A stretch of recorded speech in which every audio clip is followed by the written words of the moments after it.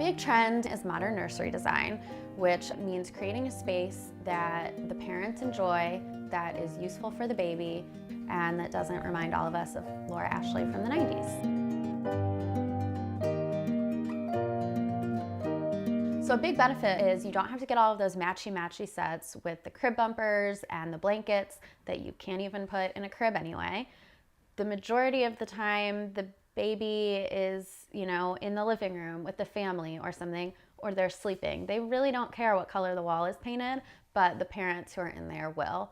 And most of all, you just want it to be a functional space with really what you need without any of the frills and anything like that, because it just costs money that you don't really need to spend. So what are your plans for your nursery? We are in a fairly large but only 1-bedroom apartment, but we're probably just going to be putting the crib in our room off to the side and just kind of decorating around that space. So we have kind of a mid-century modern boho vibe in our home, so I still went with a very neutral color palette, nothing really bright. Our crib is a white with beige, and all of the stuff that we're really ordering is a very neutral palette. So it's exciting to kind of see it come together in our home because we already have our style in place, and it's just little pieces that are just kind of fitting in, but it'll blend right into our home. But what about you?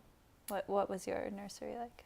So I was actually living with my parents when Amelia was born, so she and I shared a room. So basically the same thing. I had my bed, and then I had the crib next to it.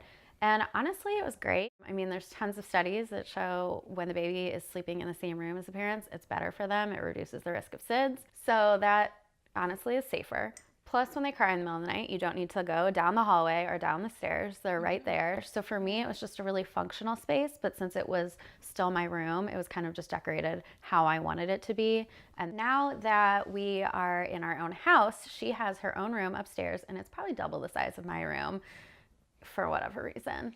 But it's really nice because she's got her bed and her dresser, and then the other half of the room is basically a playroom, which is great because then her toys aren't cluttering up the living room, which I love.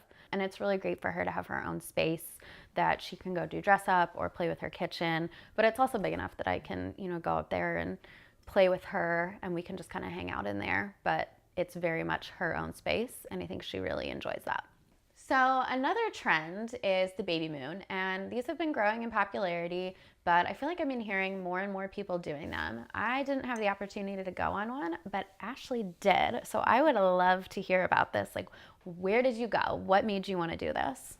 So my husband and I went to Colorado, so we went to Breckenridge and Boulder and just spent 5 days away, and it was our last chance to really go on vacation before I'm in my 3rd trimester and really can't travel. It was important for us to go and just kind of reset and really get excited for this next stage of life. And I think it's important to just have that time together before you're now a family of 3. Right.